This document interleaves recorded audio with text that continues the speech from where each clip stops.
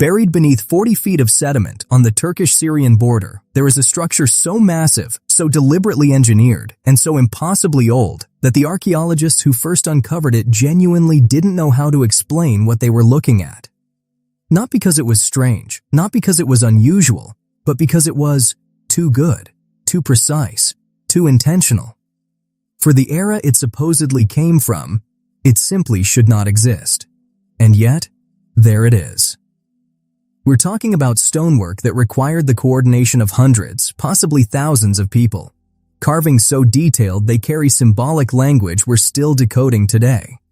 Astronomical alignment so accurate that modern engineers, when they first reviewed the measurements, assumed there had been a mistake in the data. There hadn't been. What you're about to hear is not a fringe theory cooked up on the internet. This is the product of decades of excavation, peer-reviewed analysis, LiDAR scanning, DNA sequencing, and the slow, uncomfortable realization by some of the world's most credentialed researchers that we have been fundamentally wrong about the timeline of human civilization. Not slightly wrong, not off by a few centuries, wrong by thousands of years. Stay with me, because by the time we get to the astronomical data alone, your understanding of what ancient humans were capable of will never be the same. For most of modern history, we operated on a clean, comfortable timeline of human civilization, one that said agriculture came first, then villages, then cities, then complexity, in that exact order. It was a neat progression, a straight line from primitive to sophisticated. Hunter-gatherers wandering the landscape, then suddenly, around 10,000 years ago, someone plants a seed, builds a wall, and civilization begins. It's a compelling story. And for a long time, the archaeological record seemed to support it. You had the Sumerians in Mesopotamia around 3500 BCE, the Egyptians shortly after, the Indus Valley civilization, each one appearing as if on cue, in the correct order, at the correct time. Historians and archaeologists built entire careers on this framework. Textbooks were written, museum exhibits were designed, and generations of students, including the researchers who would later blow this timeline apart, were taught that this was simply how it happened. But here's the thing about scientific consensus. It's only as strong as the evidence it's built on. And the evidence was about to get a lot more complicated. The trouble started, as it so often does in archaeology, with a single anomaly that refused to fit the accepted model, and then kept getting bigger the more people looked at it. In the hills of southeastern Turkey, a Kurdish shepherd named Mahmud was moving his flock across a limestone ridge, just as his family had done for generations. Nothing remarkable about the day, nothing unusual about the terrain, until his animals started clustering around a depression in the earth, a hollow that, when he looked closer, revealed the tops of carved stone pillars jutting up through the soil like broken teeth. The excavation at Göbekli Tepe is, as of right now, still ongoing. Only about 5% of the site has been fully excavated. 5%. After decades of work, the rest lies beneath the earth, waiting for better tools, better funding, better questions. And across the Taş Tepeler zone, across the underwater continental shelves, across the dozens of sites now identified but barely touched, there is an enormous amount of evidence still waiting to be examined. Evidence that will, almost certainly, continue to push the known boundaries of human prehistory further back and further outward than our current models accommodate. Dr. Elena Vasquez, whose LiDAR work opened this video, put it best in a conversation she had after her 2024 conference presentation, reported by a colleague in attendance. Someone asked her, at the end of her talk, "How significant is this really? Where does it rank in the history of archaeological discovery?" She paused for a moment, and then she said, "Ask me again in 20 years, because I think in 20 years we'll understand that this was the moment we realized we'd been reading the book from Chapter 10. Chapter 10, which means there are 9 chapters before it. 9 chapters of human story, of organized, symbolically sophisticated, astronomically aware, architecturally ambitious human life that we have barely begun to read. So the next time someone tells you that ancient people were simple, that civilization came from nothing, that we invented complexity in the relatively recent past, remember Göbekli Tepe. Remember the 20-ton pillars carved with foxes and vultures and star maps by hands that predate everything we once called the beginning. Remember that 11,000 years ago, before agriculture, before writing, Before any of the things we associate with organized human society, someone looked at the Pleiades and decided to build something permanent enough that we would still be standing in front of it thousands of years later, trying to understand what they were telling us. We haven't figured it out yet, but we're getting closer. And whatever we find next is going to change everything. Again, he reported it. Locals had known about the strange stones for years, had called the site Göbekli Tepe, which translates simply as Potbelly Hill. Nobody had paid it much serious attention. A German archaeologist named Klaus Schmidt changed that in 1994 when he arrived, took one look at what was emerging from the hillside, and reportedly said, and I'm paraphrasing his journals here, "Either this is the most important archaeological site on Earth, or I've lost my mind." He hadn't lost his mind. What Schmidt and his team began uncovering over the next 2 decades was a complex of megalithic stone enclosures, circular in design, featuring massive T-shaped limestone pillars, some of them standing nearly 6 meters tall and weighing up to 20 tons. The pillars were carved with extraordinary reliefs: foxes, vultures, scorpions, cranes, abstract human forms, rendered with a level of artistic skill that spoke to a sophisticated symbolic culture. A culture with beliefs, with mythology, with something resembling religion. And the carbon dating of organic material found within the site, placed its construction at approximately 9600 BCE. Let that land for a moment, 600 BCE. That is 11,600 years ago. That is thousands of years before the wheel, thousands of years before writing, thousands of years before what we had always called the dawn of civilization. And yet, here were people, coordinating on a massive scale, quarrying and transporting 20-ton stones, carving them with intricate imagery, and arranging them with deliberate, purposeful geometry. The question that followed was immediate and uncomfortable. If they could do this, what else could they do? When Dr. Elena Vasquez, a structural archaeologist at the University of Edinburgh, ran her team's LiDAR analysis over the site in 2024, what came back on her screen? The entire lab go silent. LiDAR, for those unfamiliar, light detection and ranging, is essentially a laser-based scanning technology that can see through soil, through vegetation, through centuries of accumulated debris, and render a precise 3-dimensional map of whatever lies beneath. It's the same technology that recently revealed entire hidden cities beneath the jungle canopy of Guatemala and Cambodia. And when they turned it on the hills surrounding Göbekli Tepe, they didn't find a single site. They found a network. What had been understood as one impressive ceremonial complex was, according to Dr. Vasquez's analysis, one node in an interconnected system of structures spreading across a significantly larger geographic area than anyone had previously surveyed. Multiple enclosures, multiple construction phases, evidence of deliberate site planning across a landscape, as if someone, thousands of years before the concept of urban planning supposedly existed, was thinking in terms of infrastructure.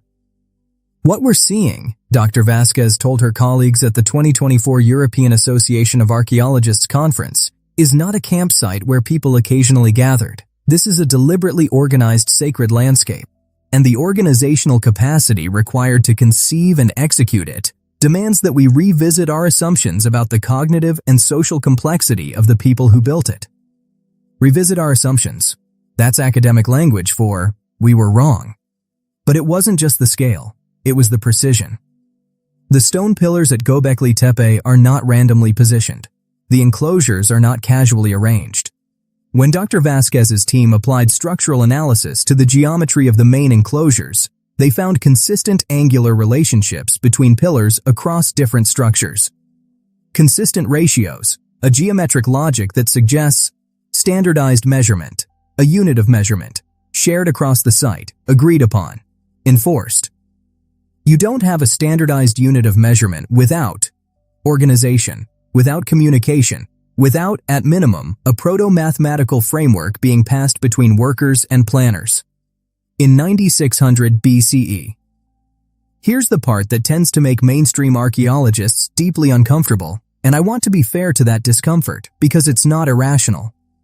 Some of what we've found at these sites simply cannot be easily explained by the tools and social structures we've traditionally assigned to that era.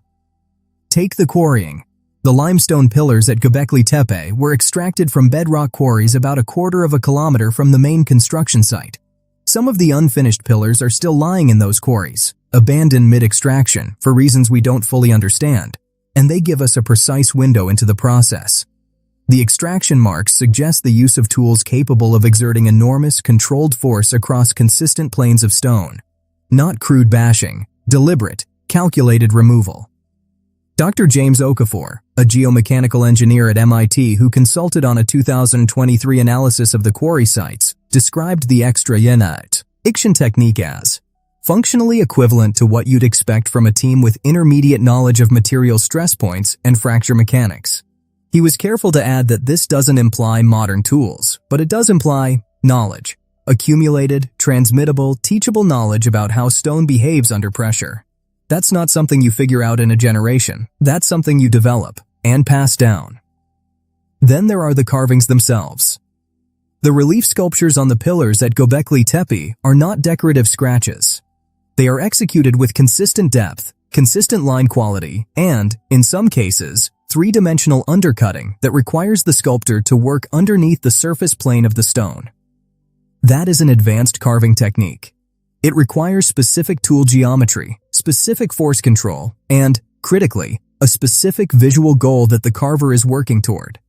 A mental image of the finished product that guides every strike of the tool. That is, artistic sophistication. That is, cultural sophistication in 9600 BCE. Now, mainstream archaeology's response to all of this is measured and worth taking seriously. The argument goes, we shouldn't assume that sophistication in one domain implies sophistication across all domains. Hunter-gatherer societies could have been cognitively advanced, emotionally complex, symbolically rich, without necessarily having developed agriculture, metallurgy, or written language. The absence of those things doesn't mean the absence of intelligence. That's a valid point, and it's probably correct as far as it goes. But here's where it starts to strain. Because the scale of Göbekli Tepe doesn't just imply cognitive sophistication, it implies logistical sophistication. Someone had to feed the workers. Someone had to coordinate the labor. Someone had to make decisions about design and enforce those decisions across a workforce large enough to move 20-ton stones. That requires surplus food production, or at the very minimum, organized food sharing on a scale that begins to look a lot like something more than simple hunter-gatherer bands. Some researchers now believe Göbekli Tepe doesn't just predate agriculture, it may have caused it. That the demands of building and maintaining this sacred site, feeding the pilgrims, feeding the workers, feeding whatever priestly or organizational class managed all of this, created the incentive to domesticate plants and animals nearby. Civilization, in other words, didn't lead to temples. Temples led to civilization. That single idea, if it holds up, flips our entire historical model upside down. What changed everything, and I mean everything, was when a team of archaeoastronomers began mapping the site's orientation against celestial patterns from 12,000 years ago. Archaeoastronomy is a discipline that studies the relationship between ancient structures and astronomical phenomena, the positions of stars, the paths of planets, the angles of sunrise and sunset at specific moments, as in the year. It's the same field that explains Stonehenge's alignment with the summer solstice and the pyramid's orientation toward certain stars in Orion's belt. And when researchers from the University of Istanbul's Center for Archaeological Science, led by Dr. Selin Aydin, applied this analysis to Göbekli Tepe's enclosures in a study published in late 2024, they found something that stopped the entire field in its tracks. The primary enclosures at Göbekli Tepe, the two largest, most elaborate structures at the site, are oriented to frame the rising of a specific star cluster at the horizon.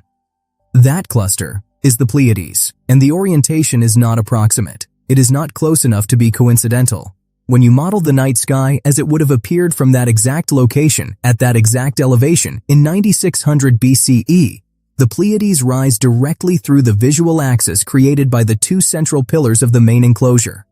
On the same night, every year, without fail. Dr. Aydin's paper described it this way. The precision of the alignment leaves no reasonable interpretation other than intentionality.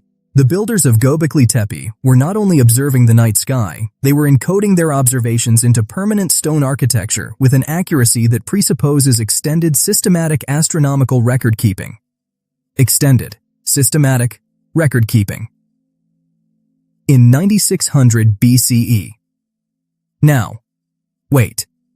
Let me back up for a second and explain why the Pleiades matter so much here, because it's not random. Across dozens of ancient cultures that developed independently of each other, from Mesopotamia to the Americas to sub-Saharan Africa, the Pleiades appear again and again as a marker of critical seasonal transitions. The Pleiades' disappearance from the night sky in spring signaled planting season in ancient Greece.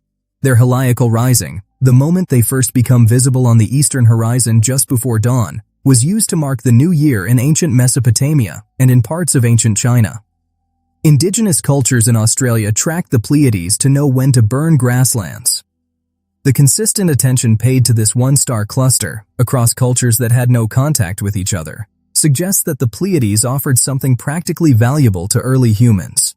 And the people of Göbekli Tepe were tracking them and building monuments to mark their movements over 11,000 years ago. But Dr. Iden's team didn't stop there. When they looked at the carved imagery on the pillars, specifically a pillar known as the Vulture Stone, they found what may be a star map, a carved representation of several major constellations as they would have appeared in 10,950 BCE. That's a date associated by some researchers with a significant cosmic event, a period of global disruption that we'll come back to. The fact that this date appears encoded in the stone rather than the date of construction raises a staggering possibility. That Göbekli Tepe may not just be a place of worship, it may be a record, a deliberate, permanent record carved into stone of a catastrophic moment in human history by people who wanted to make absolutely sure it was never forgotten. We've been so fixated on the structures themselves that we almost forgot to ask the most human question of all. Who actually built this, and what kind of society could have organized itself to do it? This is where the picture becomes both more complex and more moving. Ancient DNA analysis has transformed archaeology in the last decade in ways that would have seemed like science fiction to researchers just a generation ago. By extracting and sequencing genetic material from ancient human remains, even material thousands of years old, scientists can now reconstruct migration patterns, population relationships, and genetic ancestry with astonishing precision. In 2025, a team from the Max Planck Institute for Evolutionary Anthropology published a landmark genetic study of skeletal remains found in and around the Göbekli Tepe region, cross-referenced with contemporaneous sites across the Fertile Crescent. What they found was unexpected. The genetic signatures of the people at Göbekli Tepe don't cleanly match any single population group. They represent a mixing point, a confluence of genetic lineages that, at the time of construction, were dispersed across a wide geographic area. In plain language, the people who built Göbekli Tepe came from different places. They weren't a single isolated community that happened upon a good idea. They were gathering. People were traveling to this site from distances significant enough to leave measurable genetic diversity in the remains. Which means Göbekli Tepe was known. It had reach. It had reputation. That tells us something profound about the social world of 11,000-year-ago humans. There were networks. There was communication across distances we'd assumed were impassable barriers for people of that era. There was a world connected enough that a sacred site in southeastern Turkey could draw pilgrims and workers from across the broader region. Dr. Amara Osai Mensah, an archaeogeneticist at Oxford School of Archaeology who reviewed the Max Planck study, described the finding as a paradigm-challenging result. Her words, not mine. She wrote in a commentary piece, "If Göbekli Tepe was functioning as a regional gathering site drawing genetically diverse populations, we must entertain the possibility that the organizational and social networks of the pre-agricultural Near East were substantially more sophisticated than our models have accounted for." Substantially more sophisticated. Think about what daily life looked like for these people. They had no written language, as far as we know, no metal tools, no wheeled vehicles. They were, by traditional definition, prehistoric. And yet, they were coordinating across geography, sustaining complex building projects over generations, developing shared symbolic systems rich enough to carve into 20-ton pillars, and apparently operating within some kind of social hierarchy capable of making and enforcing collective decisions. That's not primitive. That is deeply, recognizably human. Just human. In a way our history books weren't prepared to accommodate. In the spring of 2025, a joint excavation team from the Max Planck Institute and the Istanbul Archaeological Museum published findings that quietly rewrote several paragraphs of our oldest history books, and did so with almost no fanfare in mainstream media. The team had been excavating a new section of the Göbekli Tepe complex, a region that previous excavations had not fully explored, and in a layer dated to approximately 10,000 BCE, they found something unexpected alongside the usual stone tools and animal bones. They found evidence of controlled, specialized food production.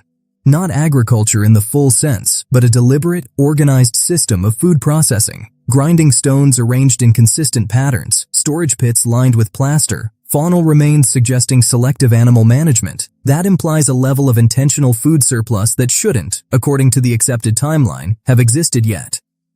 In other words, the people at Göbekli Tepe weren't just gathering food.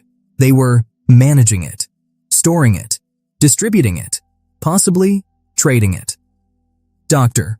Fatima Al-Rashid, a paleoethnobotanist from the University of Copenhagen who contributed to the study's plant analysis, was characteristically careful in her public statements. But in an interview with Archaeological Quarterly, she said, "What we're seeing challenges the assumption of a clear causal arrow from agriculture to monumental construction. The evidence suggests that organizational behavior, including resource management and surplus production, may have preceded and possibly enabled what we previously thought of as its preconditions."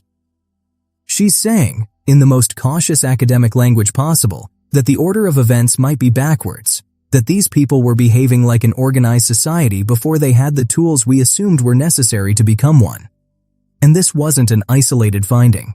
Similar patterns, proto-storage, organized food processing, evidence of structured communal feasting, have emerged at sites across the broader region in recent years. At Karahan Tepe, a site roughly 35 kilometers from Göbekli Tepe that has only recently begun to be seriously excavated, Turkish archaeologists found in 2023 what appears to be a dedicated feasting hall. A large open space with benches carved directly from bedrock and drainage channels cut to manage liquid runoff. Someone was cooking, at scale, for crowds. These weren't random campsites. They were places with functions, places people return to, places maintained by someone. Now here's where I want to be careful, because this part of the story tends to attract wild speculation, and the actual truth is already strange enough without embellishment. When findings like these surface, findings that challenge the established academic consensus, there's a pattern that sometimes plays out that's worth examining honestly. And I want to be fair about this, because the reality is more nuanced than either extreme. On one side, you occasionally hear claims that mainstream academia is actively suppressing evidence of advanced ancient civilizations, hiding the truth, protecting careers, deliberately keeping the public ignorant. That's a version of events I'm not going to sell you, because it doesn't accurately reflect how science actually works. What does happen, and this is real and documented and worth understanding, is that paradigm shifts in science are slow. They're resistant, not because of malice, but because of the way human institutions function. Researchers who have spent careers building on a particular framework have a natural, not conspiratorial, just human, resistance to evidence that undermines that framework. Funding follows established models. Peer review is conducted by people trained in those models. That's not a conspiracy. It's institutional inertia. And it's something that every major scientific revolution has had to push through. Göbekli Tepe itself sat largely unexamined for decades after its initial discovery because it didn't fit a category anyone was looking for. The academic machinery simply wasn't pointed in that direction. What changed things was the evidence. Eventually, evidence accumulates to a point where the framework can't hold.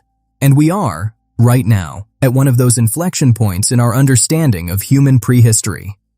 The researchers whose work I've cited throughout this, Vasquez, Aydin, Osei Mensah, Al-Rashid, these are not fringe academics. They publish in peer-reviewed journals. They present at major international conferences.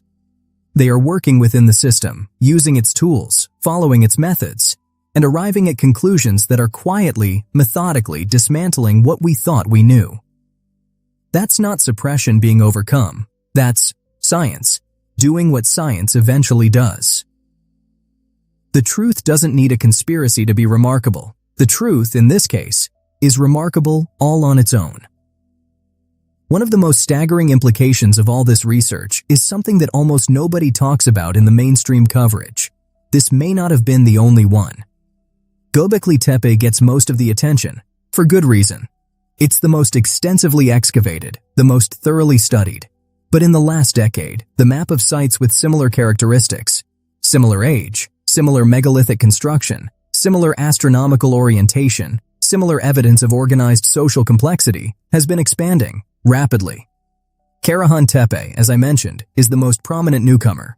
But there's also Taş Tepeler, Stone Hills, a broader archaeological zone in Turkey's Şanlıurfa province that Turkish authorities have identified as containing at least a dozen major prehistoric sites, most of them barely touched by excavation. Early work at several of these sites suggests construction phases overlapping with Göbekli Tepe's earliest layers. And then there's the underwater question, which opens an entirely different dimension of this story. During the last ice age, which ended roughly 11,000 to 12,000 years ago, sea levels were dramatically lower than they are today. In some regions, what is now ocean floor was dry land, habitable, fertile, accessible land. The Persian Gulf, for example, was substantially smaller. The Mediterranean coastline looked completely different. Large portions of what is now the North Sea, the Black Sea, and the coastal shelves of South Asia were exposed and potentially inhabited. When the ice melted, and it melted in pulses, some of them dramatically rapid by geological standards, those coastal regions flooded, permanently. Whatever was built there is now underwater. Researchers like Dr. Robert Chen, a marine geologist at the Scripps Institution of Oceanography, have been arguing for years that underwater archaeological surveys of ancient coastal zones deserve far more attention and funding than they currently receive. In a 2024 paper co-authored with archaeologist Dr. Priya Nair from the National Institute of Oceanography in India, Chen and Nair outlined evidence of submerged structural features off the western coast of India, features that, if confirmed as man-made, would date to approximately 9,000 years ago and challenge our understanding of early South Asian civilization. "We are searching for our origins on land," Dr. Chen wrote, "when a significant portion of the terrain our ancestors walked has been beneath the sea for 10,000 years. Think about that. We have been doing archaeology on roughly what percentage of the available canvas? If substantial portions of ancient habitable coastline are now underwater, and if ancient peoples, as the evidence at Göbekli Tepe suggests, were more organized and more widely networked than we assumed, then what else is down there? The honest answer is, we don't know. We haven't looked hard enough, and that gap in our knowledge may be one of the largest in all of human history. If everything we've examined holds up, and the evidence is mounting that it does, then we need to sit with a genuinely uncomfortable question about who we are as a species. Not uncomfortable in a threatening way. Uncomfortable in the way that all honest reckoning with a much larger reality feels uncomfortable. We have told ourselves a story about human progress. A story about linear advancement, from simple to complex, from ignorant to knowing, from weak to powerful. It's a story with a clear direction, upward, forward, toward us. And there's a version of that story that's true. We have accumulated knowledge. We have built on what came before. The scientific and technological capabilities of the modern world genuinely are unprecedented in the ways we typically celebrate. But the story we haven't fully told, the story that Göbekli Tepe and its companion sites are now forcing us to tell, is that the beginning wasn't where we placed it. That the people who came before us were not lesser.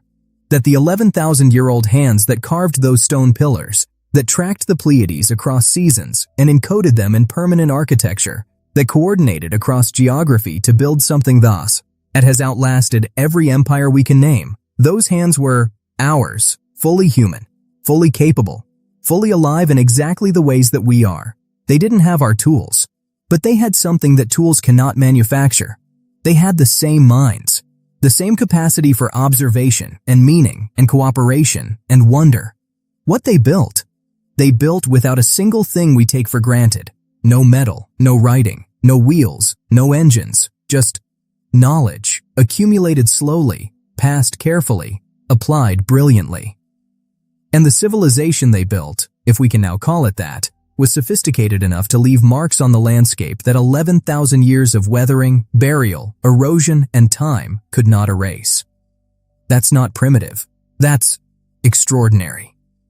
We began this story with a structure that shouldn't exist, and we're ending it with something far more unsettling. The very real possibility that human history is not a story we've finished writing, that the chapter we thought was the beginning might be something closer to the middle, and that everything we've built our understanding of civilization upon may need to be rebuilt on a foundation that goes back much, much further than we ever dared to imagine.